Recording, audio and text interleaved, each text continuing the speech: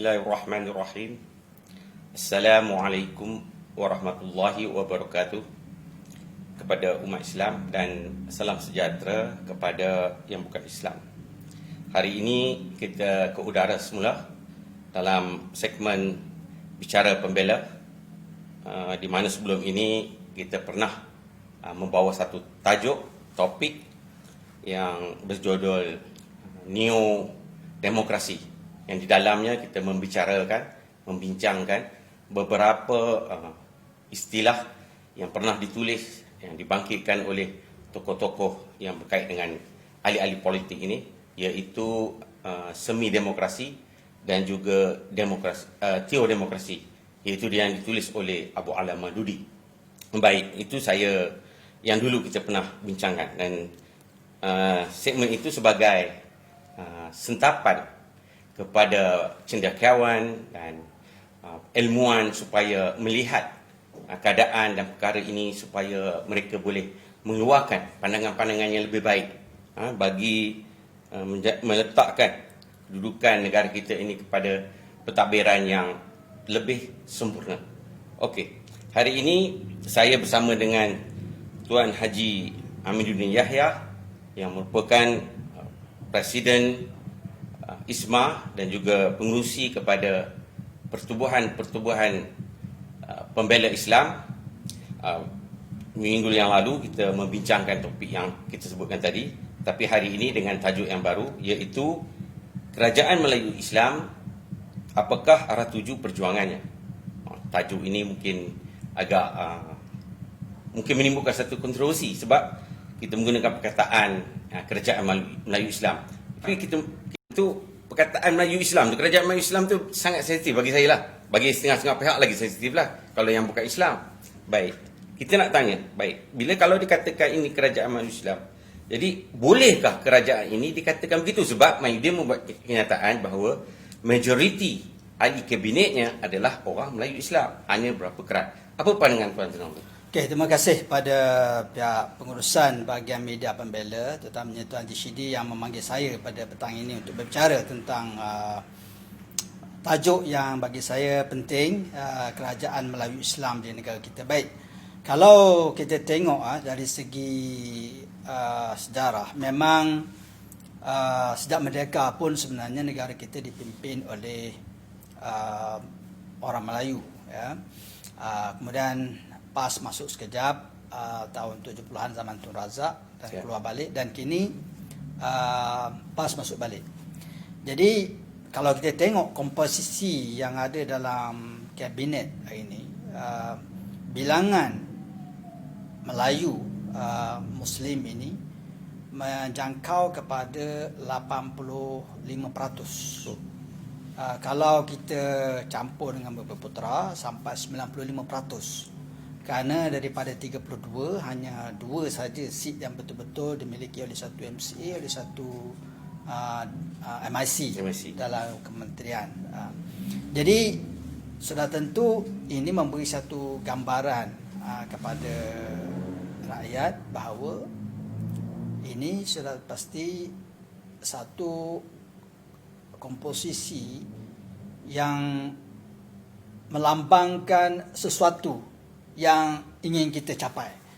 Jadi sebab itu, oleh kerana aspirasi rakyat ini untuk melihat satu perubahan selepas kita menghadapi satu suasana yang kita kata agak tidak begitu menyeronokkan, akhirnya rakyat menggelarkan bahawa kerajaan hari ini kerajaan Melayu Islam, atas disebabkan komposisi itu satu, dan disebabkan oleh keberadaan PAS. Sebelum ni kalau UMNO mungkin orang tidak sangat nak sebut Melayu Islam, tetapi kerajaan Melayu, tetapi keberadaan PAS dalam itu, jadi sudah tentu hasrat rakyat itu berkobar-kobar untuk melihat satu perubahan. Dan atas dasar itu ada netizen, silap saya, menamakan kerajaan ini Kerajaan Melayu Islam. Sebab dengan satu harap susunan kabinet itu sendiri. Walaupun mungkin ada Menteri Pengangkutan tidak bersetuju atas sebab-sebab tertentu, tetapi saya rasa itu bukan satu ketakutan ataupun sebab yang wajar. Sebab kalau kita tengok sejarah pun, kerajaan Melayu, kerajaan negara ini yang dipimpin oleh orang Melayu sama UMNO ataupun bukan dan sebagainya, tidak pernah mengenepikan bangsa lain. Ya. Jadi atas dasar itu saya rasa statement itu tidak begitu perlu diambil berat sangat, katakan dengan kita sebut Melayu Islam. Tidak, kerana bagi saya dia tak sebut macam itu pun semua orang faham macam itu. Bahawa kerajaan ini adalah komposisinya, majoritinya adalah merupakan kerajaan Melayu Islam. So kita kalau ambil itu sajalah, maka sebab itu ada netizen mengatakan bahawa kerajaan kali ini adalah kerajaan Melayu Islam disebabkan oleh gabungan dua yang muafakat nasional itu. Jadi saya rasa tidak ada salahnya dan tidak perlu takut apa-apa pun, sama ada kaum Cina ke kaum India atau bangsa-bangsa lain dengan keberadaannya komposisi yang seperti itu dalam kepimpinan negara. Apatah lagi kita diterajui oleh Yang di-Pertuan Agong, sudah pasti sebagai orang Melayu. Jadi saya rasa itu benda yang logik yang diterima oleh akal kita saja. Okey, Tuan Najib, saya setuju tu. Baik, bila Perikatan Nasional ini, saya tak tahu sama ada ianya telah diwartakan kan. Yang kita tahu kita ada Muafakat Nasional, tapi tiba-tiba muncul Perikatan Nasional. Baik, pelantikan Mahyudin Nassim, ramai pihak mengatakan ianya adalah kerajaan pintu belakang. Boleh tak begini, saya nak faham ini. Kita mempunyai Yang di-Pertuan Agong, beliau berkenan, tetapi ada pihak mengatakan ini kerajaan pintu belakang. Tidakkah kenyataan itu bercagar dengan perkara dalam rukun negara kita yang nombor 2? Boleh Tuan Haji tolong elaborate lebih? Ya, saya sebenarnya terkejut juga apabila ada kenyataan seperti itu, mengatakan bahawa kerajaan hari ini pintu belakang. Sebenarnya mereka terlupa beberapa fakta. Yang pertama sekali, peletakan jawatan pemimpin mereka sendiri, iaitu Tun Mahathir. Tanpa siapa-siapa yang mendesak dan sebagainya, dia sendiri yang meletak jawatan. Ya. Jadi kita nak salahkan siapa? Bukan dari pihak orang lain. Bukan dari pihak orang lain. Daripada dalaman sendiri. Daripada dalaman sendiri. Sebabkan mungkin pergaduhan di kalangan mereka. Itu satu. Yang kedua, pelantikan ini sudah melalui satu proses yang bagi saya luar biasa panjangnya lah. Ya. Kalau 2-3 hari ini kira panjang. Lah. Sebab negara tak ada pemimpin ni kira luar biasa lah. Yes. Jadi melalui proses yang begitu halus dan teliti. Dan yang lebih besar lagi ialah yang mengendalikan ini adalah yang mana saya difahamkan baginda telah memberi sebanyak mungkin, seluas-luas mungkin ruang kepada semua MP untuk menyatakan siapa sokongan mereka dengan mengambil sampai 2 hari. Jadi saya tidak nampak di mana yang dikatakan pintu belakang. Kalau dikatakan disebabkan mandat rakyat diberikan, kalau kita tengok di statistik, dicampur kedua-dua antara PAS dan UMNO dan berbanding dengan PH keseluruhan dari segi undi, Muafakat Nasional campur dengan sedikit daripada PBBN dan juga bekas PKR, lebih banyak bilangannya daripada yang PH ini. Ya. Jadi kat mana yang dikatakan bahawa ini bukan mandat rakyat tetapi mandat rakyat adalah PH? Kan? Jadi saya rasa statement ini hanyalah statement kekecewaan setengah pihak terhadap hilangnya orang kata apa kuasa, hilangnya manfaat atau benefit yang tertentu yang mereka tidak dapat. Akhirnya untuk meluahkan dan memberikan satu gambaran yang negatif kepada rakyat, mereka mengatakan bahawa kerajaan ini kerajaan pintu belakang. Bagi saya, ini adalah merupakan satu penghinaan kepada Yang di-Pertuan Agong sendiri.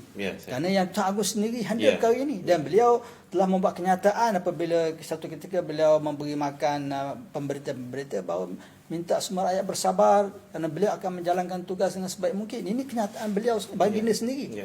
Jadi bukan kenyataan siapa-siapa pemimpin politik.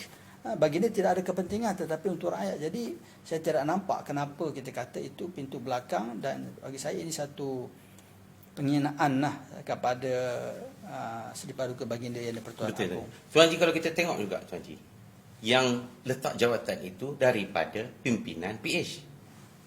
Yang dipilih juga daripada pimpinan PH, bukan daripada pembangkang, bukan datang daripada orang UMNO, bukan datang daripada orang PAS.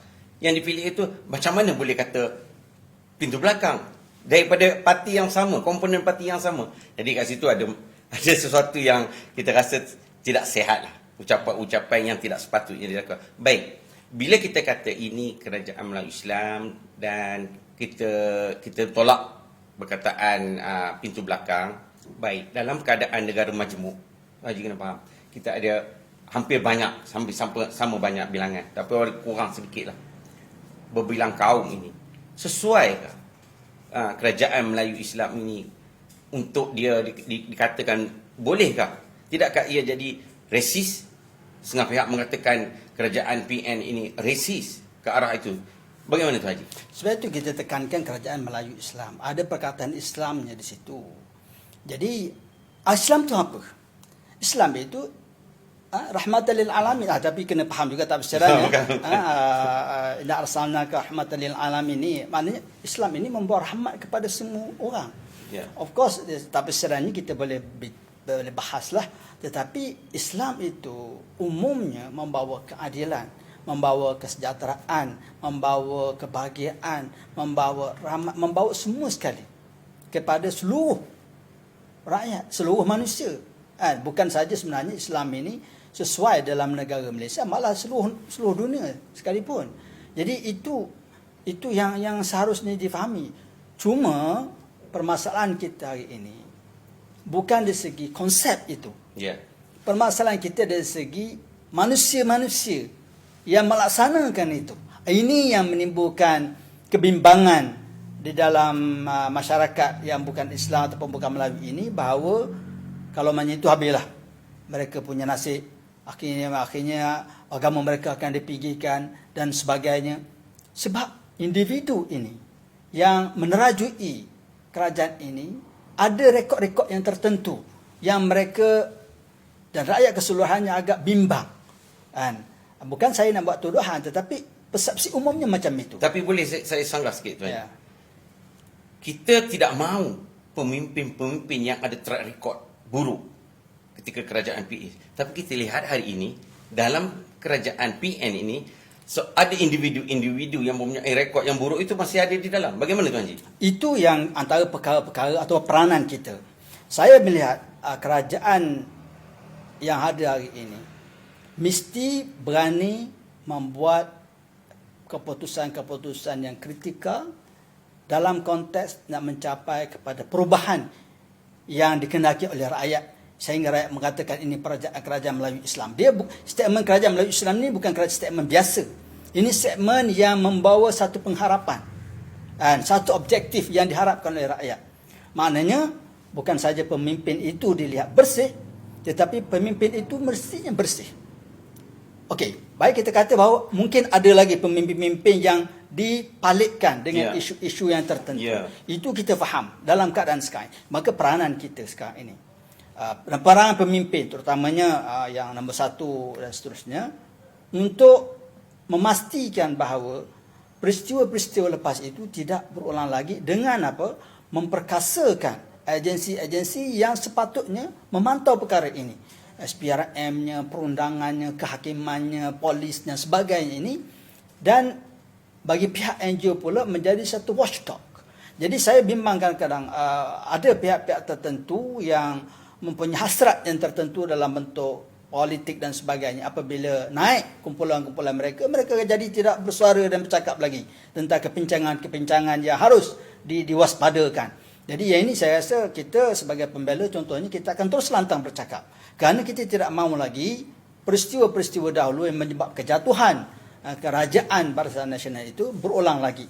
Sama ada betul tidak betul itu satu perkara yang boleh kita bahaskan, mungkin dahulu akan lagi. Tetapi persepsi rakyatnya dan fakta-fakta yang ada menunjukkan bahawa ada sedikit kepincangan yang berlaku. Maka sebab itu rakyat tolak.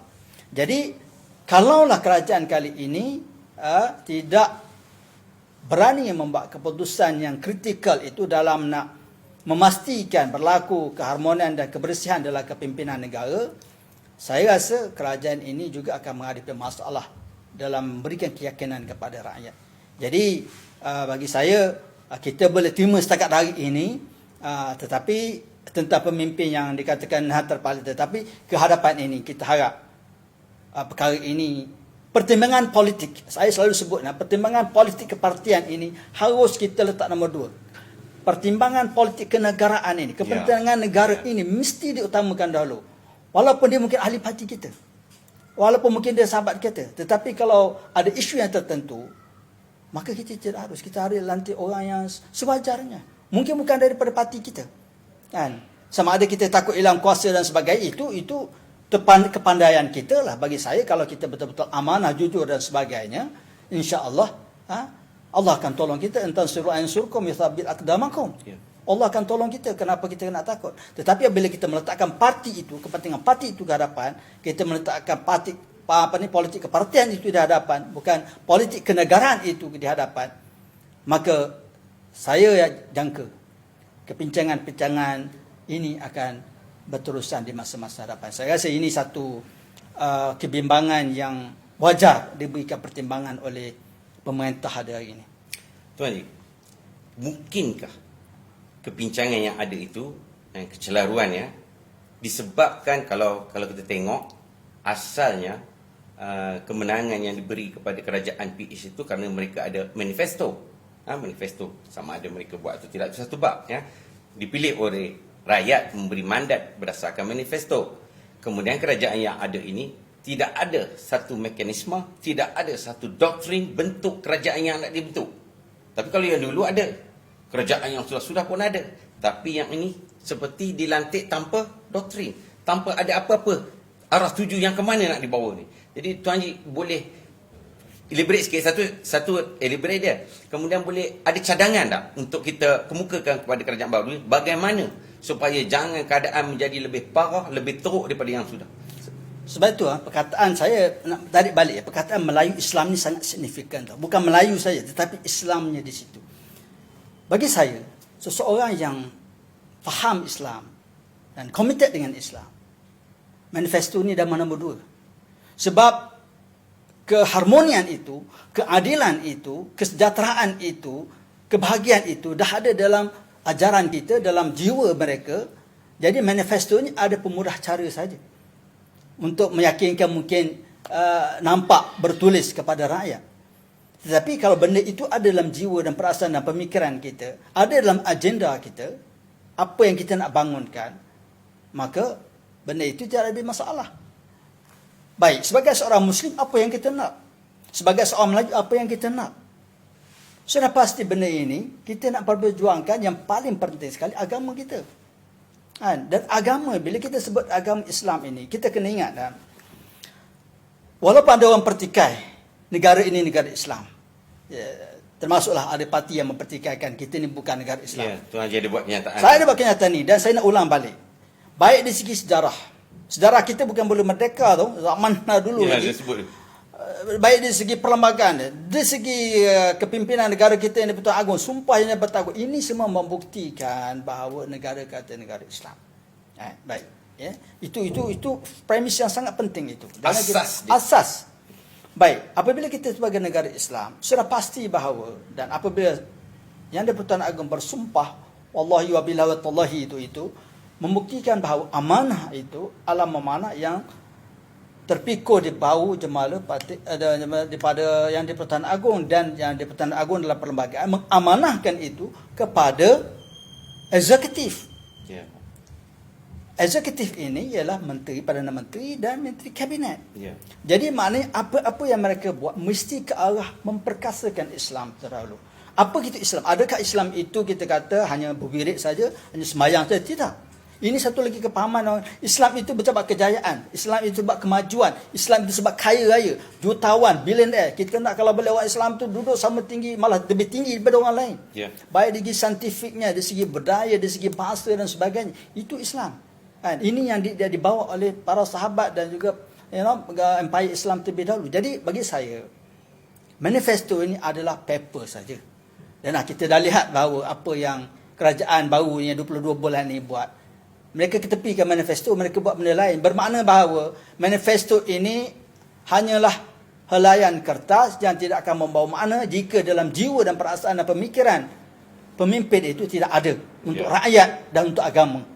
Jadi bagi saya, ada tidak ada manifesto, seseorang yang faham tentang Islam, committed dengan Islam, committed dengan bangsa kita yang dah terhakis ini, manifesto itu hanya pemudah cara saja. Dia bukan satu yang wajib dalam konteks pelaksanaan, dia hanya pemudah cara, tetapi benda itu akan banyak bergantung kepada sejauh mana benda itu berada dalam jiwa dan sanubari pemimpin. Kalau dia ada, tak ada manifesto pun, semua dapat. Adil, dah ada dalam ajaran. Ya, betul.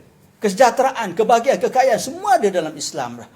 Untuk adil semua bangsa, saksama semua bangsa. Dan hak kepada orang bukan Islam, hak pada agama bangsa lain. Begitu juga dalam hak untuk membangunkan orang Melayu. Selaku kaum majoriti di negara kita ini, maka tidak dapat tidak, dan seperti yang dikatakan oleh Ibn Khaldun, mana-mana pemerintah pun dia memerlukan sokongan, dukungan rakyat majoriti. Itu yang dikatakan sebagai asabiah yang positif, bukan asabiah yang negatif.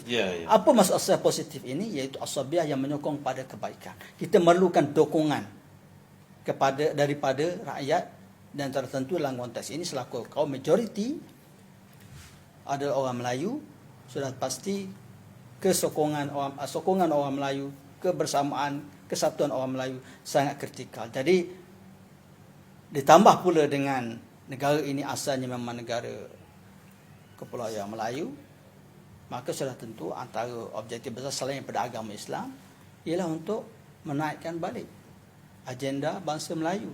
Dan saya rasa tidak ada salah sama sekali pun.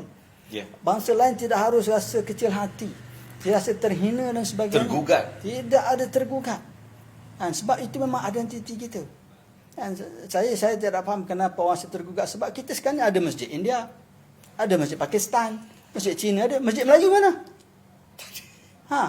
Ada masjid Budaya, tak tahulah. Masjid Melayu, orang Melayu begitu akomodatif. Hatta masjid kita ni banyak ditiru daripada zaman Osmaniyah. Ambil daripada Turki lah, ambil aja. Masjid Melayu pun saya tak tahu yang mana satu. Tak ada masjid Melayu, nama masjid Melayu. Tapi kita ada masjid India, kita ada masjid Pakistan, kita ada masjid Cina pun ada kat Melaka katanya. Jadi mana? Jadi bagi saya, orang Melayu sendiri adalah satu bangsa yang sangat tolerant, sangat akomodatif ke bangsa lain. Jadi bangsa lain tidak perlu takut tentang agenda yang nak dibawa. Jadi balik pada soalan tadi, saya nak rumuskan, maknanya agenda dia mesti yang pertama sekali memperkasakan agama Islam. Yang kedua, agama Islam itu luaslah definisinya, mentadbir ekonomi, sistem bukan ekonomi. Setakat nak wirid, Bukan. Sekarang ni kita dengan sistem kapitalis. Kenapa rakyat sengsara? Sebenarnya kan, apa yang berlaku dalam ni, jurang pendapatan yang luar biasa antara pelbagai kaum, berlakunya penindasan, kerana sistem yang kita amalkan bukan Islamic system, sistem kapitalis barat. Jadi Islam tidak diberi peluang untuk mempamerkan sistem mereka, hatta perundangan pun, sosial pun. Jadi Islam tidak diberi ruang untuk mempamerkan kebaikan, keharmonian dan kesejahteraan dan keadilannya. Tiba-tiba kita dah tuduh, dah takut dah, macam ini habislah agama lain dan sebagainya. Kita kena ingat dalam sejarah dulu, kalau kita baca buku sejarah masa Islam menakluk Rom, rakyat Rom sangat gembira orang Islam datang. Kerana dia kata sejak orang zaman dia duduk zaman pemerintahan orang-orang kafir ini, orang Kristian, mereka ditindas dan sebagainya. Tetapi bila orang Islam ni, mereka mengaluk-alukkan, mereka faham selama ini dengar daripada jauh di Madinah dan di Mekah bangun keadilan Islam. Jadi Islam, itu menampakkan bagaimana keadilan dan kebahagiaan dibawa oleh Islam. Cuma kita tidak diberi ruang yang sepatutnya. Hatta undang-undang pun. Kenapa hari ini timbul orang hina pasal sebatan yang berlaku di Kuala Terengganu dan sebagainya? Kerana orang tidak faham apa sebatan. Kerana dalam sistem Islam, sebatan itu nombor dua. Yang pertama, pengajaran itu yang dilihat. Tetapi dalam sistem barat, hukuman itu lebih utama daripada pengajaran. Itu berbeza dari segi falsafahnya. Tetapi oleh kerana dia tidak bagi ruang dan tidak terlaksana keseluruhannya, maka berlakulah kepincangan di sana sini, menyebabkan ketakutan pada setengah pihak tentang agenda Melayu dan Islam ini. Ya, Tuan Haji, untuk mencapai atau menjayakan wawasan yang Tuan Haji sebut ini, maknanya kita memerlukan individu yang mempunyai kefahaman Islam yang mantap. Itu satu. Baik. Tapi kita melihat sistem demokrasi yang ada ini cukup sukar untuk mendapat pemimpin-pemimpin atau individu-individu yang kita kendaki itu. Sebab sistem itu, kan, satu pemilihan itu. Jadi bagaimana Tuan Haji dengan sistem yang ada ini? Sebab itu salah satu agenda pembela ialah kita nak memperkasakan institusi apa yang kita katakan institusi ulama. Definisi ulama kita ini bukanlah ulama semata-mata, ya, sebab ulama pun banyak kategori juga. Ya. Bukan semata-mata ulama yang zikrullah dan sebagainya. Tetapi ada juga ulama pemikir. Ya. Ada juga ulama yang kita kata memahami hukum fiqh dan Seperti sebagainya. Said Naqi Al-Atas, Dan sebagainya. Uthman Al-Muhammadi. Ya. Ini kita anggap sebagai ulama-ulama yang perlu digabungkan dan diperkasakan. Baik, balik pada isu pemimpin sekarang ini. Kita tidak dapat nafikan majoriti pemimpin yang ada dalam negara kita ini bukan background Islami. Kita faham. Dan bagi saya, kita bukan menuntut mereka untuk faham kesemuanya. Tak perlulah pergi belajar agama. Tak perlu. Sebab itu kita kata kena ada komplement antara ulama dan umara ini. Ya. Jadi saya tidak mengharapkan Perdana Menteri tahu halal haram segala-galanya, hukum makam sini dan sebagainya. Tidak. Tetapi dengan adanya institusi ulama yang hari ini, bukan hari ini sajalah, sejak merdeka lagi sebenarnya kerajaan tak pernah iktiraf pun ulama ni sebagai satu institusi yang wibawa yang boleh didengar pendapatnya, tak ada. Ya. Hanya kita kata ulama ni untuk puasa, untuk raya, kan, keluarlah skala hukum agama Dikecilkan skopnya. Saya rasa ini satu kepincangan, kan, ya, di dalam mana-mana pemerintahan peranan ulama sangat penting. Orang dulu, zaman-zaman dulu, empire dulu, khalifah mereka, pemimpin mereka itu memang dah faqih. Tetapi bila berlaku kejatuhan Uthmaniyah kerajaan Islam, pemimpin-pemimpin ini banyak ditrain oleh Western education. Betul. Termasuklah saya sendiri. Jadi pendedahan kita pada agama, isu agama ini tidak banyak. Jadi kita faham kelemahan itu dan kita pun tidak menuntut mereka membaca secara detail. Tetapi apa yang kami minta, perkasakan ulama supaya jadi check and balance. Bukan ulama ni sebagai kata doa saja, doa masa nak yang pertabalan atau masa nak nikah kahwin, bukan. Tapi ulama yang betul, ulama yang boleh memberikan pandangan mengikut ajaran Islam yang sebenarnya. So rasa ini balance ini kena ada untuk mencapai satu pemikiran yang luas tentang pentadbiran negara yang selari dengan kehendak syarak. Yang memberi kesejahteraan kepada semua orang. Bukan saja orang Melayu tetapi orang Cina, India, Kazakh dan sebagainya, kepada semua agama. Jadi ini pemikiran-pemikiran ini bagi saya gabungan ini perlu ada dalam kita nak hadapi suasana globalisasi ini yang menekan kita dengan pelbagai bentuk doktrinasi yang bagi saya sangat menyimpang jauh daripada apa yang kita hendak, akhirnya menyebabkan rakyat confuse. Okey. So Haji, ini mungkin soalan yang terakhir. Sebab masa sangat. Okey. Dia begini, kita nak buat ke arah tu, kita tidak boleh menafikan tentu ada penghalang. Baik, penghalang satu perkara, kita akan berdepan dengan penghalang. Kalau kita lihat penghalang-penghalang ni, mereka yang menghalang ini, keberaniannya sehingga tahap mereka boleh menghina Seri Bahagia Yang di-Pertuan Agong. Kita tengok gambar, kalau tengok Sarawak News, dia menghina Agung. Mereka tidak takut, mereka menghina Perdana Menteri, mereka menghina agama Islam, dan dengan tahap yang sangat ni. Selain itu penghinaan yang mereka lontarkan, mereka juga boleh menghalang. So dengan tambah lagi mereka yang mungkin kerana mereka tidak faham Islam itu, tapi kita kena terima juga bahawa ada juga mereka yang mempunyai pendidikan agama yang bawa pemikiran liberal, Islam liberal, akan bersama dengan mereka. Akhirnya kita berdepan dengan satu tentangan yang sangat kuat dan hebat. Jadi saya nak tahu Tuan Haji, apa solusi kita? Bagaimana kita nak berdepan dengan mereka tanpa kita langgar perlembagaan yang sedia ada? Kita ada akta. Bagaimana? Jadi saya minta ini sebagai penutup, mungkin Tuan Haji boleh rumuskan keseluruhan apa yang kita bincangkan ini, iaitu kerajaan Melayu Islam ini ke arah mana dan bagaimana untuk kita menjayakan tu.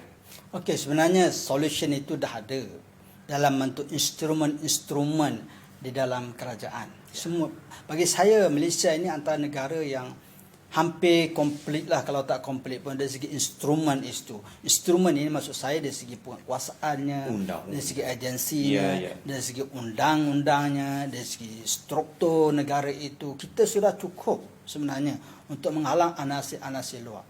Tetapi apabila keberanian itu tidak ada, bukan saja daripada nombor satu, malah semua peringkat, baik pada orang kampung, NGO dan sebagainya, kalau tidak ada keberanian, maka saya rasa kita tidak boleh buat apa-apa. Sebagai contoh, baru ini kita kata Al Jazeera membuat satu video yang menghina negara.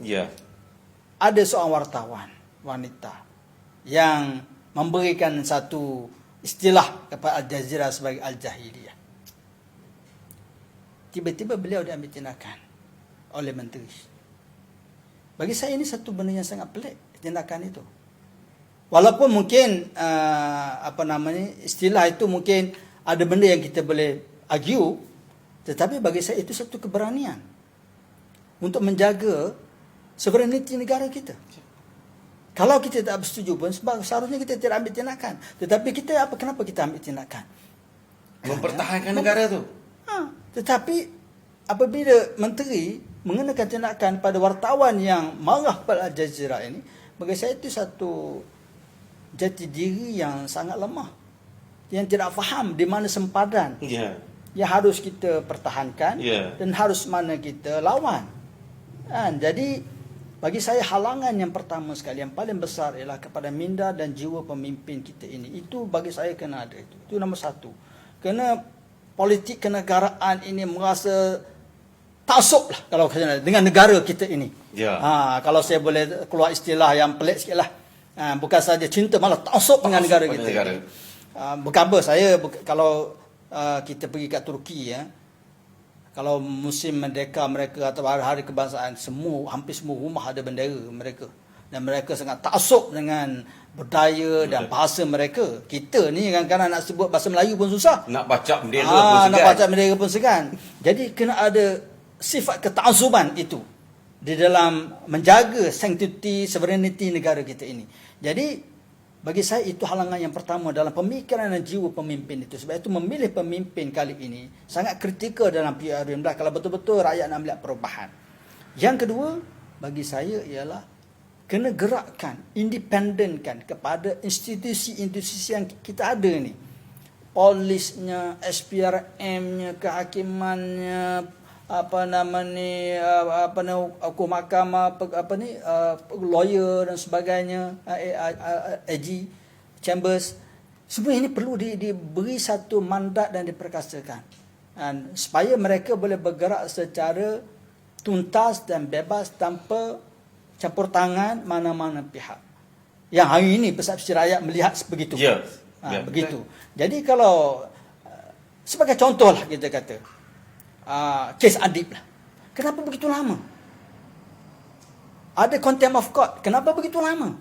Akhirnya bila kita bertanya, masih dalam siasatan. Akhirnya pembunuh pun tak mana lagi, tak ada, tidak lagi dalam Malaysia ni, tak tahu. Jadi apa yang rakyat nampak? Seperti ada konspirasi kat situ. Seperti ada itu saja konklusi yang kita nampak. Nak bagi pada rakyat. Kita tengah siasat. Buktikan. Tangkap balik. Kita tak jumpa orang tu. Come on. Negara ni, dunia ni dah global. Takkan kita tak jumpa. Ini semua adalah trik-trik saja. Bagi saya, dengan dua perkara ini, campur dengan pemberkasaan ulama' tadi, bagi saya, gerakkan balik agensi-agensi dan kuatkan jati diri ini, pemimpin ini. Bagi saya, pemimpin adalah orang paling utama sekali yang kuat jati diri. Kalau pemimpin tak ada jati diri, saya rasa letaklah polisi macam mana pun. Maksud Haji, agensi itu tadi bebas daripada pengaruh politik. Bukan political appointment. Bukan subjek pada politik. Tapi kalau political appointment pun pastikan kedudukan dia di situ adalah amanah Allah Subhanahu Wa Taala. Maknanya dia kena profesional. Ini sebab itu saya selalu sebut perkara ini, konsep Islam ini mesti sentiasa ada dalam pemimpin kita. Jangan kita ingat kuasa itu adalah tempat kita nak bersenang lenang menggunakan kuasa. Kuasa itu adalah amanah yang akan ditanya. Kalau ada inilah konsep, saya rasa insya-Allah letak sesiapa pun semua orang akan gembira. Orang Melayu, India, Cina. Sebab semua orang merasa keadilan, semua orang merasa kebahagiaan, ada fair equitable of economic prosperity dan sebagainya.